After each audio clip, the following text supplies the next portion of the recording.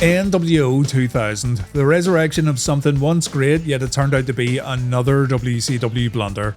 After the nWo got so big during the group's heyday, the faction was split into two groups, nWo Black and White and the nWo Wolfpack. Following this, we had an amalgamation of sorts with the nWo Elite, while lesser members of the group formed a B-team that actually hung around longer than the Elite itself. From here, the nWo just kind of faded into obscurity due to guys getting injured and WCW's higher-ups just not really caring to keep the nWo story moving forward. And, you know, it was probably the right call. The damage had already been done, and World Championship Wrestling seriously struggled to make the New World Order as exciting as it once was. When the nWo first debuted, it was a truly game-changing moment. The faction will always remain as one of my favourites of all time, simply due to the impact they caused to the entire wrestling industry, an impact that's still being felt to this very day. But when you go back and watch WCW television again, and when you go back to watch the entire nWo run all over again, you quickly realise that there was a real lack of direction. You could say, if it ain't broke, don't fix it, and indeed, the TV ratings proved that WCW didn't need to fix anything when it came to the New World Order, but nothing lasts forever, and there was only so many times fans were going to watch the same thing happening over and over again. The Wolfpack idea was a good one. The way the Wolfpack came about was a bit messy for sure, but the red and black version of the nWo was insanely popular. I do think though that the creation of the Wolfpack was the last good thing WCW ever achieved when it came to the New World Order. Anyway, the groups end up fizzling out during 1999. There was no mention of the nWo at all, except for Kevin Nash sometimes wearing an outsider shirt that had the nWo logo on it. Vince Russo then comes in to shake things up, and fans think that's it all over. No more nWo on TNT every week. What fans didn't know is that one of Russo's very first ideas in WCW was to bring the nWo back, and then when the group did return under new leadership at the end of 1999, Russo would be gone mere weeks later. More injuries, more nonsensical storylines, and more general bollocks would lead to this incarnation of the nWo failing even harder than any other incarnation that came before it. So let's look at nWo 2000 and dish out some blunder points as we go along. nWo 2000, also known as the Silver and Black, got together on the 20th of December 1999 episode of Nitro, but the seeds were planted months in advance. The build-up to the group's return is something I can't fault, and unfortunately, it's something that no one ever talks about when discussing the reformation of the group. I went into this a bit more on Reliving the War, but what you need to understand is that WCW Nitro, under Vince Russo, was a chaotic television show that was filled to the brim with backstage promos, cutaways, run-ins, short matches, and general quick-paced nonsense that sometimes didn't make a whole lot of sense in regards to episodic, continuous weekly content. As you watch more and more episodes, you kinda get desensitized to everything that's happening. Everyone's beefing with each other, everyone has to get at least a minute or two of TV time. The breakneck speed of the show leaves no room for anything to get properly digested, and therefore, because of the overload, fans can simply zone out and easily forget about what happens from one week to the next. Blunder point 1 for the shit writing. I bring this up because in the midst of all this chaos, a long-term storyline was going on that featured Kevin Nash and Scott Hall. Nash had been forced into retirement when Hulk Hogan beat him at Road Wild 99, but on the October 11th episode of Nitro, Kevin Nash stated that he and Scott were getting the band back together.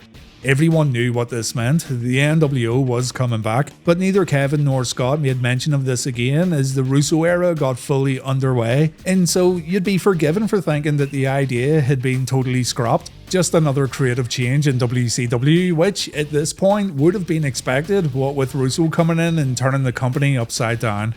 Vince Russo and Ed Ferrara became the powers that be, characters in WCW who controlled the company while also making life difficult for a lot of the talent. The powers that be seemed to like Kevin Nash and Scott Hall though, and these two were given special treatment. For example, when they were told they'd need to get in the ring to compete in a tag team match, their opponents were 3 adult film stars. And when Kevin Nash wanted to come out of retirement to face Sid Vicious, all he had to do was show up in Russo's office and Kev was back in the ring.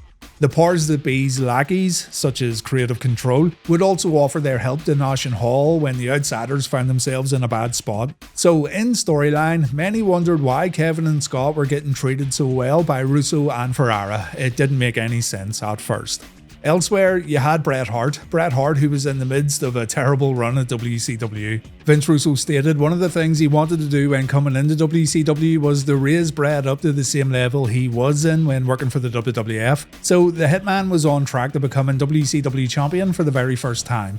Kevin Nash and Scott Hall, quite conveniently, had some issues with a few guys Bret would be facing on his journey to the world title, mainly Bill Goldberg and Chris Benoit. Sid Vicious was another guy the Outsiders had issues with after they were done manipulating them.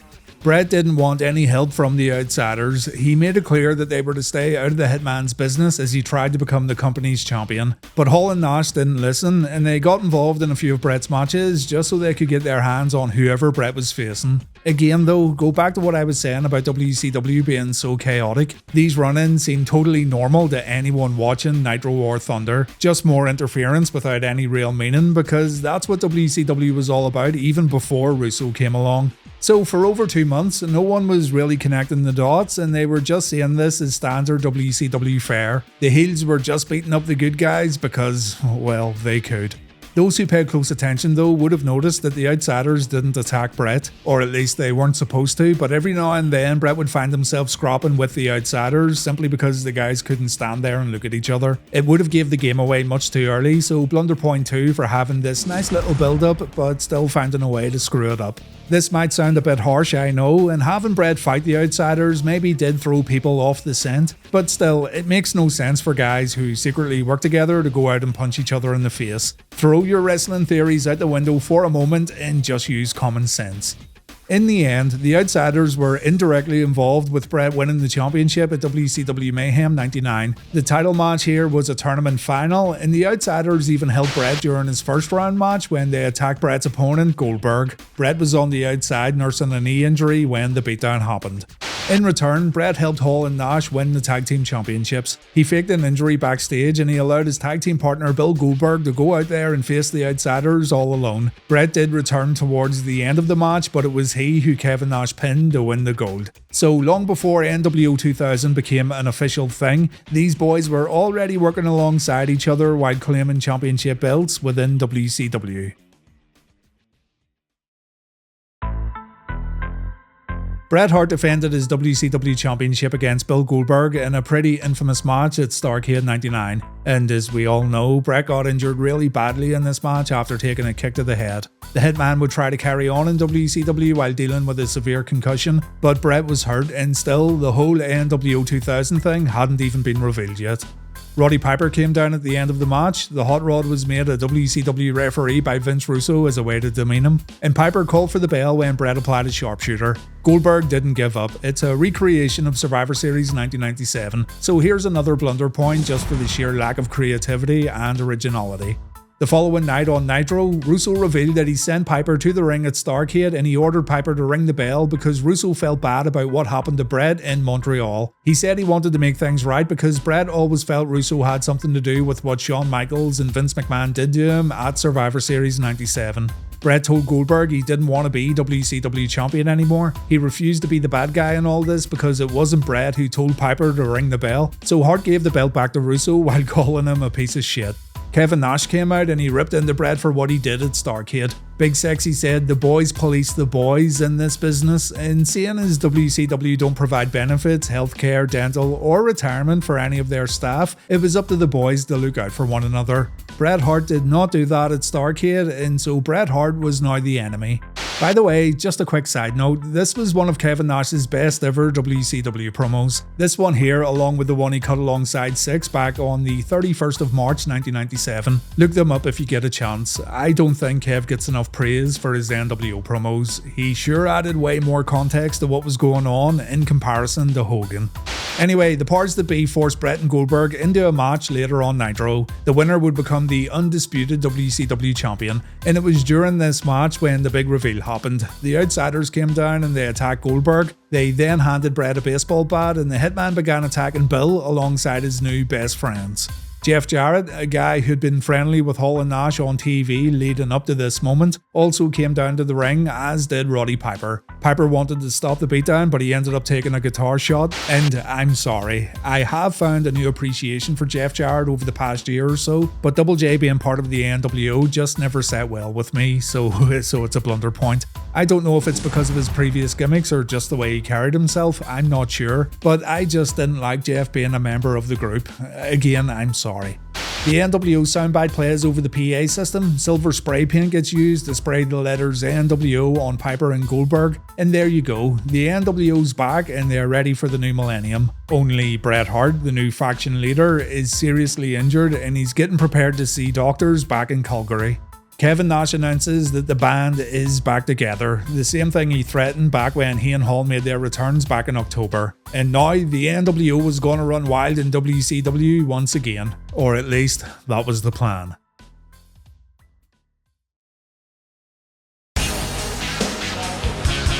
On the next episode of Thunder, the new nWo aired video footage showing how they fooled everyone in the run-up to the previous night's episode of Monday Nitro. Not everything was shown here, and there were a lot of things left out, but fans got the general idea that this was something that's been in the works for a very long time.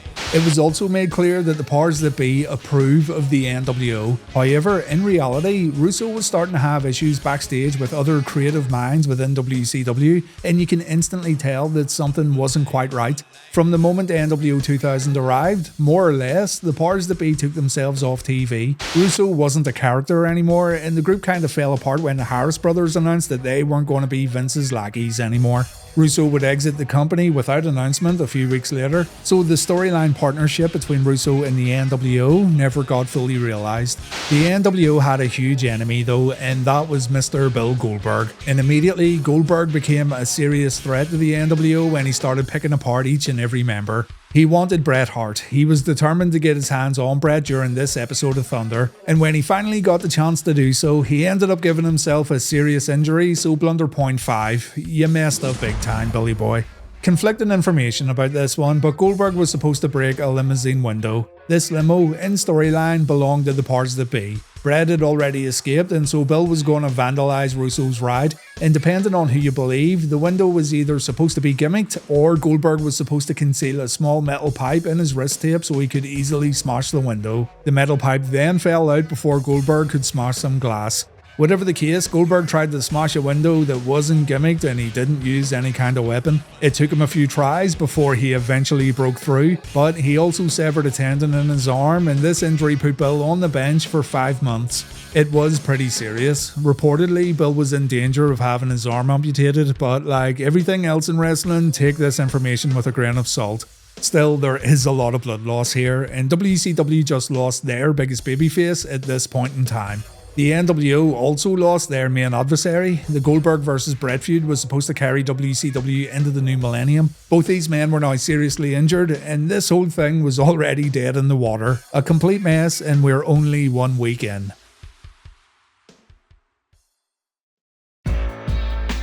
Sid Vicious would become Goldberg's replacement, and this is a blunder point based entirely off of personal opinion, because I don't think Bret Hart and Big Sid worked all that well together. They had a really memorable cage match in the run-up to WrestleMania 13, but be honest, the only thing you remember from that match was The Undertaker and Austin getting involved, along with Bret's promo on Vince McMahon after the bout.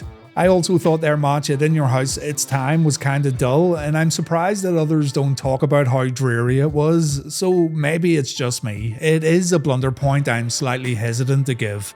Anyway, Sid's now the nWo's main target, and on the final Nitro of '99, the boys decide to cause Sid a little grief by vandalising his rental car. More on this in a moment. Scott Steiner, who'd been out of action with a back injury, announced he was going to retire, and he said his goodbyes to the fans of WCW.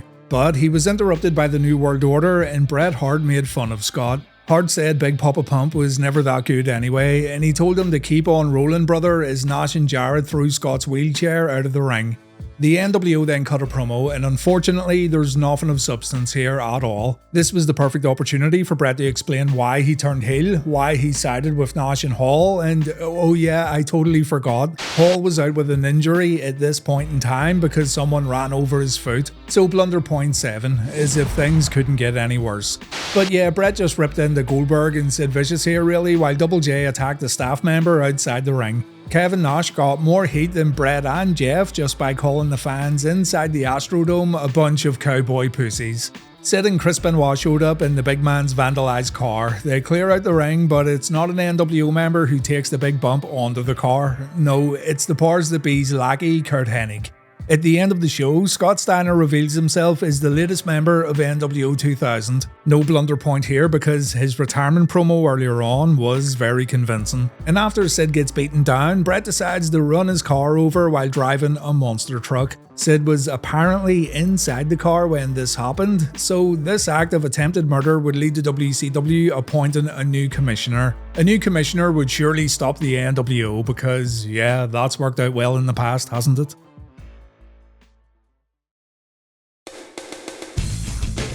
WCW brings in Terry Funk as the new commissioner, and he has some backup. Arn Anderson, Larry Zbyszko and Paul Orndorff would join Funk, and collectively this group was known as the Old Age Outlaws.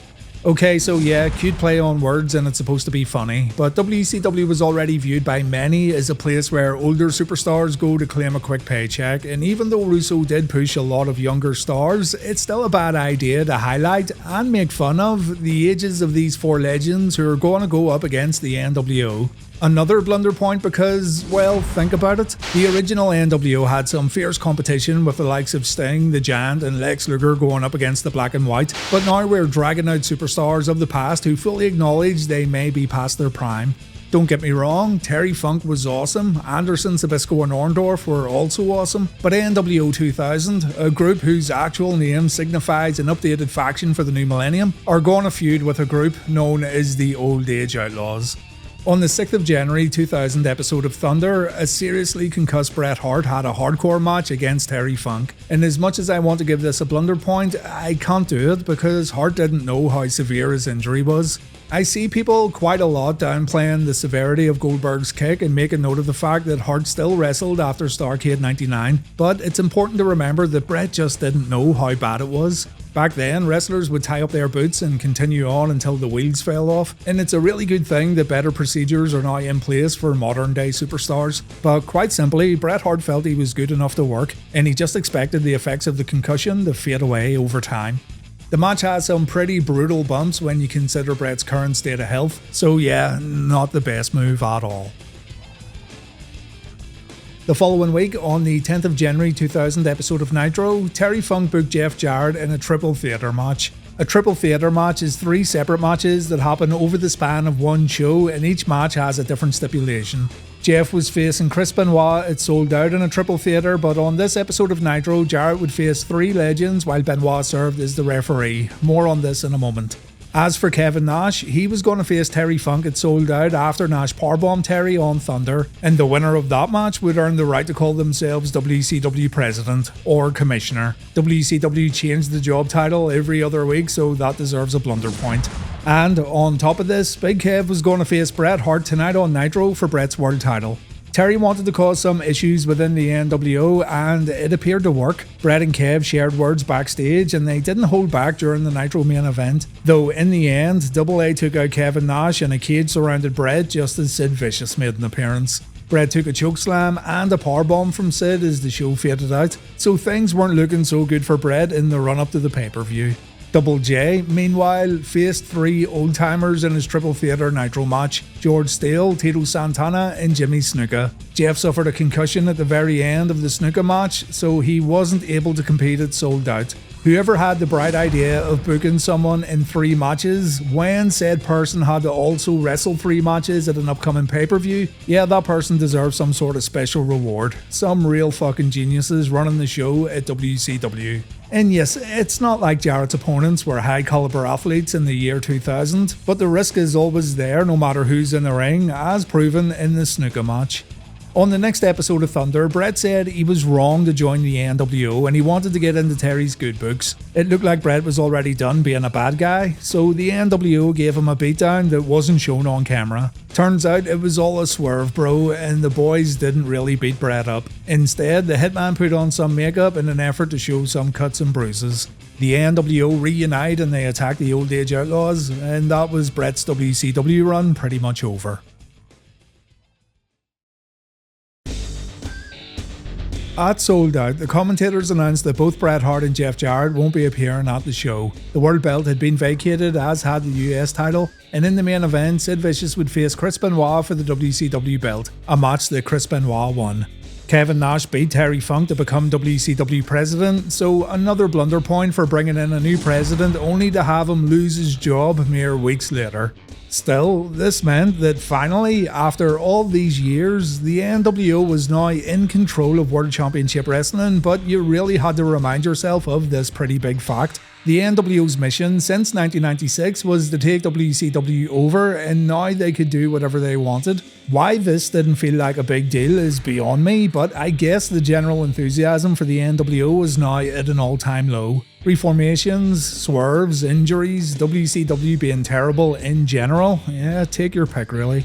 Nash gave Double J his US Championship back. Scott Steiner was now up to his eyeballs in women. Scott Hall made his return too, and things were maybe starting to look up a bit for the group. But then Kevin gets injured too, and he goes away while Jeff Jarrett takes over as acting commissioner. One of Double J's first orders of business was to make the Harris brothers fully fledged members of the New World Order. So have another blunder point. Two of the worst members to ever join the group throughout the faction's entire history. Jeff Jarrett then starts booking himself in favourable matches. He turns on Scott Hall while Kev's still out with an injury. Scott Hall gets injured again and he has his final WCW match at Super Bowl 2000 against Sid and Jarrett. So the faction is completely falling apart. Kevin Nash came back briefly because Jarrett's leadership had been more than questionable. Just before Super Brawl, Nash gets taken out with a guitar shot from Jeff. Kev's officially unable to work though, so Jarrett versus Nash doesn't happen inside the ring. Scott Steiner, meanwhile, got himself suspended for cutting a legendary shoot promo on Ric Flair. So there's members coming and going here and guys dropping out of the company like flies. It's a mess and it's almost like nWo 2000 was cursed. Bret Hart injured, Scott Hall injured twice, Kevin Nash injured, Jarrett got concussed then returned as a terrible commissioner, Scott Steiner suspended, Harris brothers terrible, just terrible. nWo 2000 for a short period of time only consisted of the Harris brothers, Jeff Jarrett and Scott Steiner's freaks. Kevin Nash was out of action until the middle of the year, and so the nWo was again beginning to fizzle out. Steiner returned at Uncensored during a Jarrett vs Sid world title match. Jeff had already lost the match thanks to Hulk Hogan when Steiner showed up, and from here Steiner and Jeff became a tag team. They had a few matches on Nitro. Vince Russo would then make his return, and that was it. nWo 2000 was over and it was all about the New Blood. Jarrett became part of the New Blood faction. He won the WCW Championship at Spring Stampede, and in his first title defense he faced Scotty Steiner, a match that Steiner won via disqualification. The New World Order was no more, and I'd say their final incarnation was probably their worst. Really, when you think about it, it came down to injuries, and in that respect there's not a whole lot you can do. But you can tell a whole lot about WCW during this era by how they dealt with these injuries. They didn't have a clue where to turn next, and they didn't have a plan B. They would just wing it over and over again, and it really does show.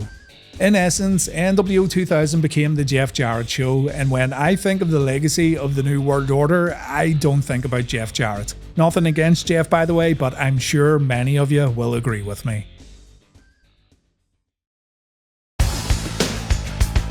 nWo 2000 is 4th on our Blunder leaderboard, and we have only got 2 more episodes before this season wraps up. After Blunder's over, I'll be turning my attention to the WWE and looking at some of their mishaps over the years, so Blunder is nearly over for good, guys. I can't see a 3rd season ever happening. Still, I've looked at your suggestions for the final episodes and I have an idea of what I'm going to cover, but please feel free to comment and let me know what you want to see as we get ready to say goodbye to Blunder forever. Thanks for watching everyone, and please take care.